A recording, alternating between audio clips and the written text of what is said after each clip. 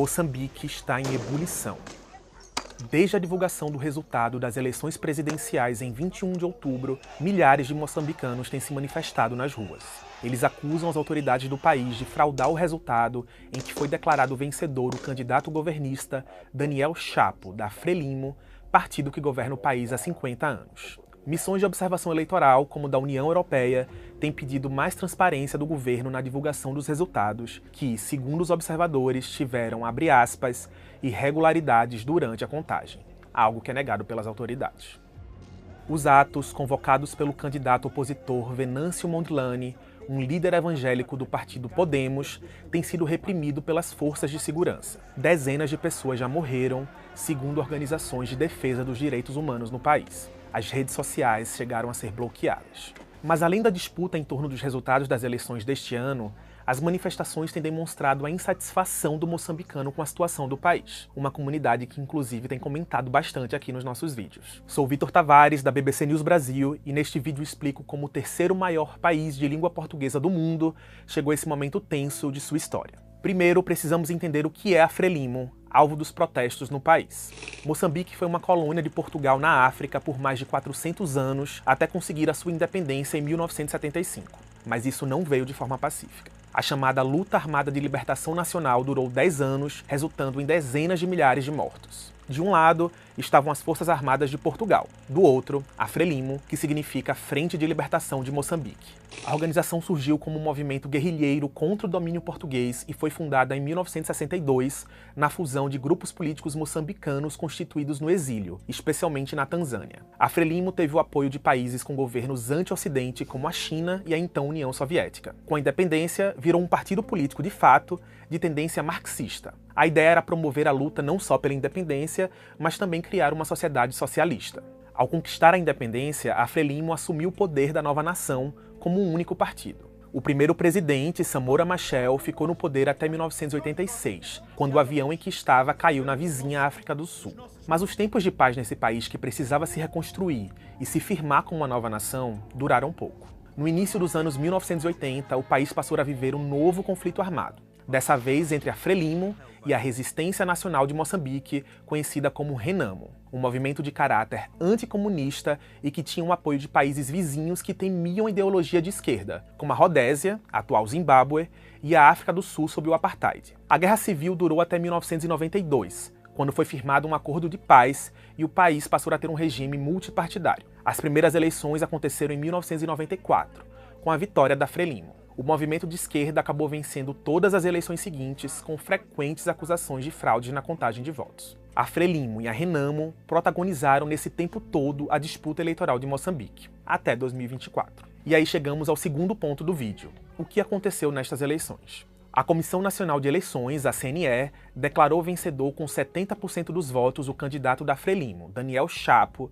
que prometeu ser o presidente de todos os moçambicanos, inclusive os que estão protestando. Chapo seria o primeiro presidente do país nascido após a independência e que não participou da luta armada na Guerra Civil. Mas, segundo opositores, a CNE, o órgão eleitoral, hoje é quase totalmente controlado pela Frelimo, apesar de a oposição ter alguns representantes. O candidato que ficou em segundo lugar, Venâncio Mondlane, não aceitou os resultados oficiais e deu início a uma série de convocações por paralisações e manifestações nas ruas das principais cidades do país. Mondlane é ex-membro da Renamo, o tradicional partido de oposição de Moçambique, mas nestas eleições representou o movimento político Podemos. Ele também é um pastor evangélico e atuou como comentarista político em programas de televisão. Em agosto, Mondlane prestou uma homenagem ao ex-presidente do Brasil, Jair Bolsonaro, a quem chamou de homem de Deus e que é a esperança do Brasil. Homem de família, de valores, de princípios que solidificam e são uma grande esperança para o Brasil.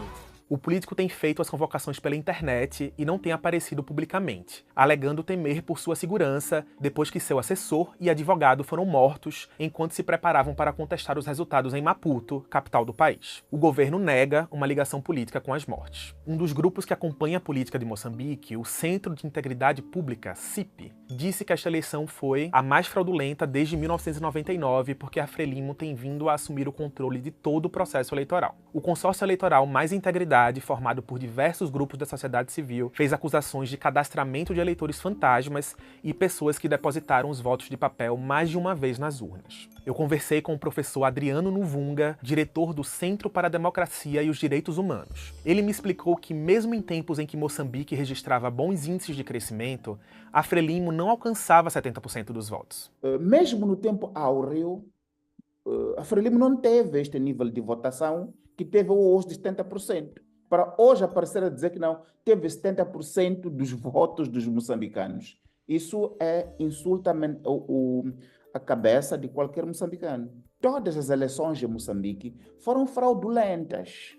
Desde 1999 que as eleições de Moçambique são fraudulentas. Isso está documentado, não há dúvida. Para Nuvunga, Venâncio Mondlane se tornou um fenômeno porque conseguiu romper a dicotomia entre Frelimo e Renamo que dominava o país. A oposição e as missões de observação cobram o Conselho Eleitoral de apresentar atas de boletins de urna detalhadas por mesas de votação. A série de manifestações no país descambou para a violência com repressão da polícia. Segundo o Centro para a Democracia e os Direitos Humanos, até o momento em que gravo este vídeo, havia mais de 50 mortes e mais de 1.000 pessoas feridas. Carros foram queimados nas ruas e há relatos de lojas sendo vandalizadas e saqueadas. Os protestos têm ficado menores nos últimos dias, mas têm causado impactos econômicos, como o fechamento da fronteira com a África do Sul. A população também tem batido panelas nas suas casas. O ministro da Defesa de Moçambique declarou que já não considera os atos de manifestações, mas atos de terrorismo. Desde o início da onda de manifestações, as redes sociais como WhatsApp, Instagram e Facebook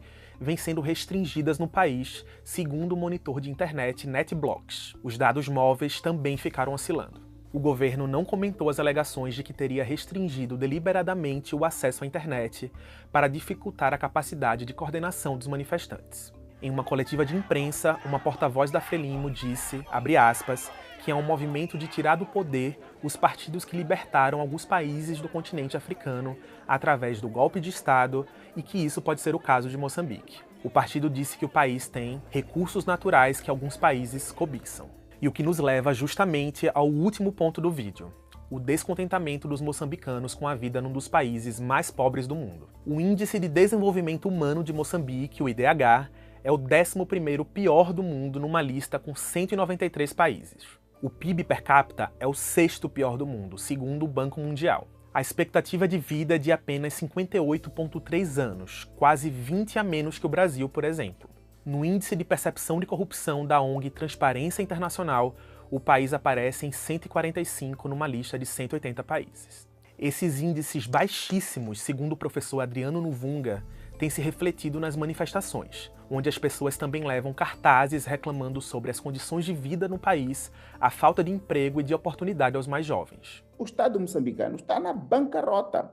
E estando na bancarrota, significa que milhões de moçambicanos ficaram pobres, milhões de moçambicanos ficaram no desemprego, em particular os jovens, milhões de moçambicanos não têm a possibilidade de projetar um futuro médio e longo com alguma dignidade e, por isso, apontam o dedo para Frelimo como o causador disso, estão a dizer não. Moçambique possui amplos recursos naturais, incluindo fontes abundantes de água, energia, recursos minerais, pedras preciosas e depósitos de gás natural, recentemente descobertos na sua costa e explorados por empresas estrangeiras. Há uma expectativa que esses campos de gás, quando em pleno funcionamento, possam transformar a economia do país até 2029. Mas a população local reclama que tem visto pouco dessa riqueza para a comunidade. A localização geográfica de Moçambique também é considerada estratégica. 4 dos 6 países com que faz fronteira não têm litoral, portanto dependem de portos moçambicanos para acesso aos mercados globais. Segundo o Banco Mundial, Moçambique experimentou um forte crescimento econômico até 2016, com uma taxa média de crescimento superior a 7%.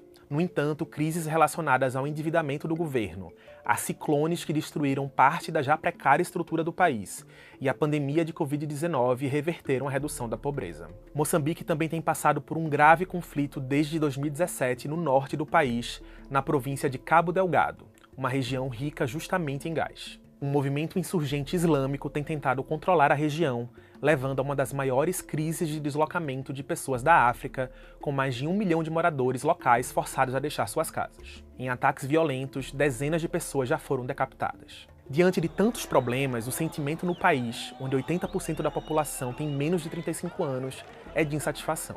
Chegou o tempo de Moçambique progredir para a Terceira República, uma república que é inclusiva, é transparente, que pugna por boa governação, com respeito aos direitos humanos, mas onde, em situação como esta, o poder é partilhado pelas várias forças políticas e dessa maneira se construir um caminho que devolve estabilidade e que promove paz. O governo de Moçambique disse em comunicado que reconhece o direito de protesto consagrado na Constituição da República, todavia deplora o envolvimento de crianças e a tentativa de subversão da ordem democrática.